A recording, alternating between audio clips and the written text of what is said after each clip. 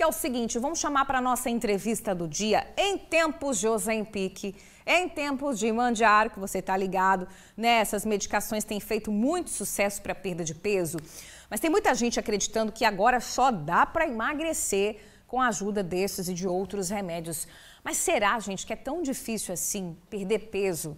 Com alimentação saudável, equilibrada, bons hábitos, cada caso é um caso. A gente sabe que tem gente que tem muita dificuldade, tem diabetes, tem comorbidades. Mas a verdade, gente, é que é surpreendente o que a sua alimentação pode fazer por você. A gente vai te mostrar hoje, agora, que dá sim para emagrecer comendo bem, sem essa história de passar fome e sem abrir mão do sabor. O segredo tá nas escolhas certas, você saber o que escolher. Eu estou aqui bem acompanhada para o nosso café da manhã da Laisla Guerra, que é nutricionista e vai ajudar a gente a entender melhor sobre esse processo de emagrecimento só com a alimentação. Laisla, bem-vinda. Obrigada, bom dia. Bom dia para você. Já vamos então respondendo a pergunta que a gente fez aqui desde o início. Dá para emagrecer, perder peso sem tomar medicação? A gente está falando do Mounjaro, do Ozempic, mas tem muitos outros remédios, né? Alimentação equilibrada, dieta, exercício físico, dá para perder peso só com isso? Dá. E não é tão complicado assim. Quando a gente fala desses processos de emagrecimento, a gente pensa como se fosse uma balança, né? Eu tenho que deixar essa balança um pouco desigual. Então tem o que eu gasto, né, que é o meu gasto calórico, e o que eu estou consumindo. Certo. Em processos de emagrecimento, a gente precisa gastar mais do que eu consumo. Não necessariamente em todos os casos, mas esse é o pilar principal. Então, inclui atividade física, muitas vezes fazer uma leve restrição calórica, que grandes restrições calóricas, geralmente a gente não consegue manter por um longo período de tempo também. E aí pensar também em mudar a qualidade desses alimentos. Porque se eu faço só corte calórico, geralmente eu corto alimento. E eu corto nutriente. Por que é tão importante pensar nisso? Para ganhar saúde e qualidade de vida. E também pensar em mudança de composição corporal. Porque o peso, de forma isolada, ele não me diz muita coisa na balança, né? Verdade. Eu prefiro que o meu paciente ou a pessoa que me procure ganhe mais musculatura, que vai trazer mais benefício a longo prazo, né? Principalmente no envelhecimento, às vezes que a gente deixa de pensar muitas vezes, do que só perder peso de forma rápida, que eu não estou perdendo tecido adiposo geralmente. Porque quando a gente fala dessas medicações, a gente tem visto aí muita gente, assim, de um mês para o outro. Sim. A gente está falando de perdas de até 10 quilos. E a pessoa fala, pô, não vou encarar uma dieta que demora pra caramba, como você está falando, é a longo prazo. Sim. E para passar fome, porque tem gente que ainda acha que dieta é sinônimo de passar fome. Na verdade, não, né? Pelo contrário. Sim. O nutricionista, a nossa intenção é calcular esse plano alimentar, ou essa dieta, ou essa mudança alimentar, pensando na qualidade e no que é para você. Por isso que isso deve ser o mais personalizado possível. Porque a ideia não é a pessoa passar fome, né? É que ela se sinta saciada com algumas estratégias, com alguns alimentos mais específicos, pensando no emocional também, no hábito alimentar, nas questões financeiras, que também é muito importante, pesa muito hoje em dia. Que esses medicamentos a longo prazo, como é que você vai manter? Muito caro, ainda estão muito caros aqui. Sim. E aí a gente pode utilizar, por exemplo, os alimentos da safra, que os nutrientes são mais biodisponíveis, que são mais baratos, que é prático, né, para a gente utilizar no dia a dia, que dá para ser feito em qualquer ocasião. É uma opção melhor do que, às vezes, utilizar uma medicação que você não vai conseguir manter essa perda de peso por um longo período. Pois é, quando a gente fala dessa perda de peso tão rápida, né, Laisla, o que esses medicamentos fazem no corpo das pessoas que a pessoa consegue emagrecer assim, secar tão rápido? Geralmente existe uma alteração de metabolismo com essas medicações. E aí uma desregulação, às vezes, dos hormônios que regulam a fome e a saciedade, grelina, leptina, né? E aí, essa perda de peso muito rápida também não traz saúde ao paciente. Porque, como eu falei, geralmente quando a gente tem uma perda de peso rápido, a primeira coisa que a gente perde é o músculo. Que ele tem um papel metabólico muito importante, para a imunidade, inclusive. Sim. Né? E aí o ideal é que a gente mantenha hábitos saudáveis a longo prazo, para a gente ganhar saúde e qualidade de vida. Tem muita gente que quer saber se existe algum alimento, né, ou um conjunto ali né, de alimentos que tragam um efeito parecido com o dessas medicações. Sim, a gente tem estratégias alimentares que podemos utilizar para trazer mais saciedade ao paciente. As fibras, por exemplo, frutas com bagaço, vegetais crus, as folhas, mais água durante o dia, que é uma coisa que geralmente as pessoas esquecem, verdade. né? Utilizar mesmo alguns alimentos mais específicos, como a aveia, a chia, linhaça, os grãos também têm esse benefício de trazer mais saciedade às pessoas e as proteínas. Legal. E a gente está falando do uso do medicamento, é importante lembrar que em muitos casos é até indicado que a pessoa faça o uso desse medicamento, mas não de maneira indiscriminada, como a gente já está vendo aí, sempre com acompanhamento. E muitas vezes o uso do medicamento ele também tem que vir associado a uma mudança ali de vida, né? O medicamento sozinho também não vai fazer muito milagre, a longo prazo isso se perde, pode até causar o efeito contrário, né, doutora? Sim, geralmente a gente vê esse efeito sanfona, né, nas pessoas que fazem o uso dessas medicações, o que não é tão benéfico também. Perfeito. Porque a gente acaba desregulando o nosso próprio organismo e trazendo alguns processos que podem trazer prejuízos a longo prazo, né? Aumento das questões inflamatórias, do cortisol, das próprias questões hormonais que vão atrapalhar no futuro para uma possível perda de peso também, e aí pode desencadear outras comorbidades, hipertensão, diabetes. Olha que grave. Qual que é o erro mais comum das pessoas que tentam sozinhas ali fazer uma mudança brusca ali para perder peso? Eu acredito que hoje é a falta de informação e educação nutricional. Porque na internet a gente tem muita informação. Tem de tudo hoje, né? Então, se você vai fazer uma pesquisa, por exemplo, no Google, a gente tem uma dieta que é para você. E não existe isso na nutrição hoje. Tudo é muito personalizado. Então, quanto mais específico e de precisão isso, melhor, tá? Perfeito. Porque dietas muito restritivas, né, doutora? Você estava até falando isso. Não vou fazer aqui jejum. Jejum é uma estratégia que para alguns podem funcionar, para outros não. Mas a pessoa às vezes começa ali com todo o gás, cortando muitas coisas. Isso, na verdade, não é bom, porque a longo prazo, às vezes, a pessoa não vai conseguir manter, né? Exatamente. Esses processos de restrição calórica, como eu falei anteriormente, a gente acaba cortando muitos nutrientes importantes também. E aí eu preciso pensar nisso, na qualidade alimentar a longo prazo, para o meu organismo, porque eu preciso ganhar saúde e mudar a minha composição corporal, né, que é o que vai me fazer estar num estado nutricional melhor. Porque uma grande restrição calórica eu não vou conseguir manter a longo prazo e eu posso desencadear outros prejuízos nutricionais e metabólicos ao meu organismo. Agora a gente percebe, né, que nós todos, né, nessa era onde tudo é muito rápido, a gente quer resultados rápidos, respostas rápidas. Você sente isso também com seus pacientes, doutora? Com essa questão dos medicamentos, a pessoa vê a outra pessoa ali, poxa, em 2 meses ela perdeu o dobro do peso que eu estou aqui há um tempão tentando e na luta e não consigo. As pessoas estão pulando algumas etapas e querendo pular também etapas importantes, né? Sim, eu falo para os meus pacientes ou para qualquer pessoa que me procura ou pede alguma informação que não existe milagre. É o pilar que eu falei. Déficit calórico, né? Às vezes essa restrição calórica e atividade física que é muito importante para músculo, para osso, para consumo de água, para regulação do sono, que às vezes é importante para esse processo de emagrecimento. Então, nada que for radical vai me trazer benefício a longo prazo. É muito importante a gente pensar nisso. Porque também tomar só a medicação, fazer a picadinha ali e não fazer nada de exercício físico não funciona, né? Não, eu preciso mudar os meus hábitos alimentares e ganhar qualidade de vida.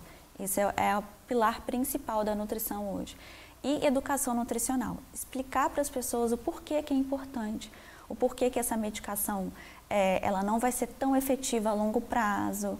E aí a pessoa, entendendo isso, ela mesma internaliza esse processo de educação nutricional e ela tem autonomia para fazer suas próprias escolhas, para saber, às vezes, ler um rótulo, né? Entender o que ela está consumindo. Isso é muito importante hoje em dia.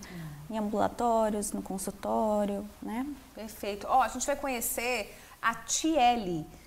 A Tiele é uma médica, ela perdeu 20 quilos. Gente, 20 quilos é bastante coisa. Muita coisa. E ela fez uma mudança de hábito, uma mudança de vida. Começou na pandemia, então para você ver que até hoje ela está nessa reeducação alimentar, não é uma coisa que foi do dia para a noite. Tá aí a Tiele, ó, nesse período, naquela foto anterior, foi antes, aí ela no processo de emagrecimento, mudou a alimentação, começou a fazer exercício físico em casa, porque na época da pandemia não conseguia ir para academia, e manteve essa nova vida. Agora, olha só como é que ela tá, olha a diferença, né? Vamos ver o que a Tiele contou desse processo pra gente? Roda aí. O meu processo, ele começou em 2020, quando estava na época da pandemia, né? E eu me olhava no espelho e eu vi um reflexo de uma menina desleixada, de uma menina que não dava muita importância, além do sobrepeso. E junto a isso, eu tinha uma grande dificuldade de fazer tarefas simples, né? Como levantar para pegar um copo de água quando eu estava com sede. Isso me dava muita preguiça, muito cansaço. Então eu decidi mudar isso, né? E começar realmente uma atividade física e sair do sedentarismo. E eu ainda não tinha feito alguma modificação mais concreta na minha alimentação. O que eu fazia era tentar experimentar mais frutas, porque eu tinha muita dificuldade de comer frutas. Então eu fui tentando experimentar mais frutas, eu fui tentando, ao invés de pedir um lanche, fazer esse lanche em casa, sabendo exatamente, né, a quantidade que eu estava colocando de gordura, qual gordura que eu ia usar, se era manteiga, óleo ou azeite. E eu fui tentando fazer assim, né, se eu quisesse comer uma pizza, né, eu tentava fazer uma tapioca com queijo e o recheio, para tentar matar um pouco daquela vontade.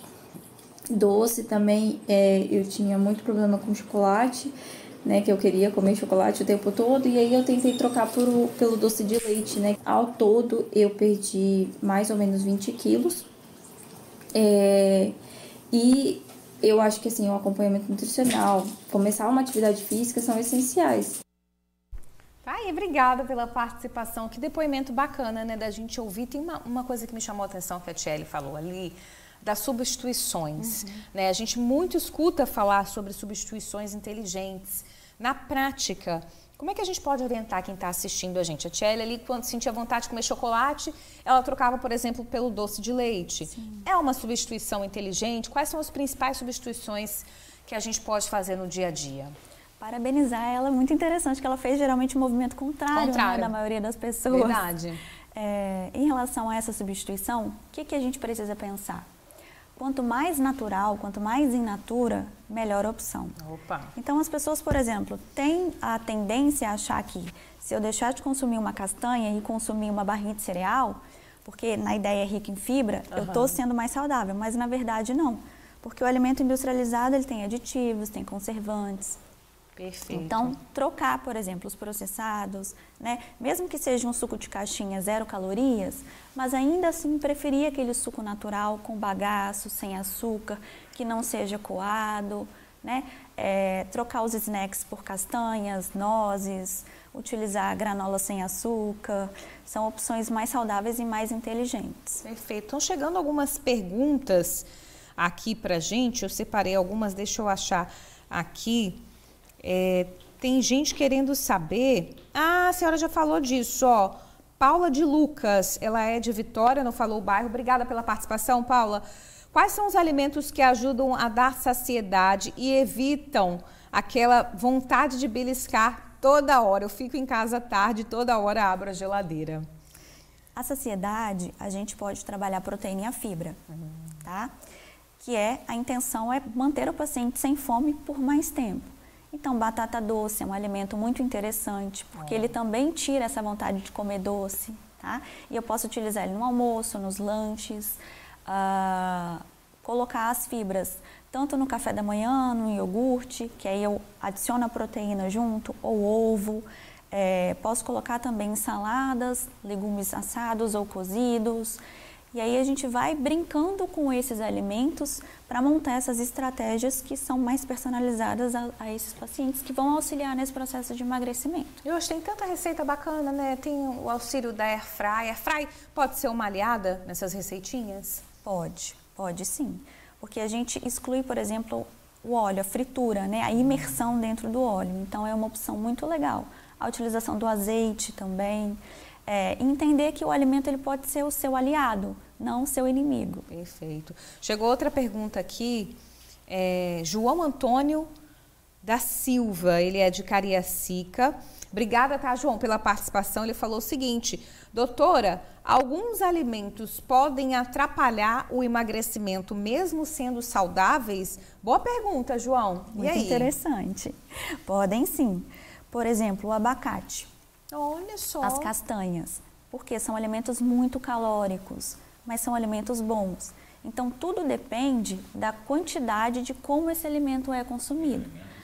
Às vezes, o indivíduo ele acha que ele está consumindo alimentos muito saudáveis, mas que está com uma frequência muito grande e isso acaba atrapalhando, né, esse processo de emagrecimento. Porque quando você vai fazer esse cálculo, às vezes é aquele alimento ali que está aumentando muito o consumo dele. É verdade. Quando fala, tem que comer uma castanha, a pessoa vai lá e compra aquele pote de castanha no supermercado. É uma, tem que ver a quantidade certa para o seu peso, tem que fazer a conta e, né, comer o pote todo, né, gente? Chegou um comentário aqui muito legal. Eliane Siqueira, ela é de Vila Velha, de Itapuã. Obrigada pela participação. Quando fico ansiosa, sinto que como muito mais. E isso é um desafio para mim. Comer também é emocional, né, Laisla? É importante a pessoa também encontrar onde é que está aquele desequilíbrio ali, porque senão não adianta, né? A nossa relação com o alimento, ela é muito emocional, muito familiar. Então, a gente às vezes utiliza isso como conforto, né? Como um acalanto. E aí, geralmente são alimentos mais calóricos, mais adocicados, que vão trazer também aquela questão do bem-estar, da felicidade, do aconchego ali. Então, identificar isso, esse processo como ela fez, que eu sei que eu estou ansiosa e eu acabo comendo mais, é muito importante. Para, às vezes, fazer algumas substituições de hábitos. Né? Naquele momento ali, ao invés de comer, eu vou tomar um copo de água, né? Ou me movimento, ou faço uma outra atividade para me distrair. Por isso que é importante o diálogo, claro, entre o profissional e o paciente, para que a gente consiga investigar e tentar sanar esses problemas ao longo desse processo de emagrecimento. Tem gente que fica feliz, come, fica triste, come ansioso, come e fica difícil, né? Agora, a gente está falando do uso dos medicamentos. Em que casos realmente indicado que a pessoa tenha um auxílio de uma medicação como, por exemplo, o Ozempic ou Mounjaro para emagrecer? Existem alguns critérios médicos, né, onde esses medicamentos podem ser utilizados, por exemplo, na diabetes, na obesidade crônica, nesses processos de desregulação hormonal ou até mesmo metabólica, onde o paciente ele vai se beneficiar do uso desse medicamento mais acompanhado por profissionais, geralmente de equipe multi, né? A gente nunca deve fazer automedicação ou uma dieta por conta própria. Perfeito. Doutora, estão chegando muitas perguntas, mas nosso tempo acabou. Quero agradecer a aula que a gente teve aqui hoje, né, gente? Não é difícil, tá? Cada um sabe da sua realidade, claro, mas é barato e procure ajuda, procure orientação, porque às vezes o seu problema aí tem uma solução. Que conselho que você daria para a gente encerrar, para quem está me ouvindo falar? É fácil para ela falar que é fácil perder peso sem ajuda de medicação, né? Só com alimentação, mas tem saída sim, né? Tem. Procurar um profissional da sua confiança, que você tenha um vínculo, para que te auxilie nesse processo e pensar que esse processo ele deve ser a longo prazo, em diferentes categorias da sua vida, para que você ganhe saúde e qualidade de vida. Perfeito. Obrigada, doutora Laisla, nutricionista Laisla Guerra, participando aqui com a gente no Tribuna Amanhã. Até a próxima. Até. Valeu.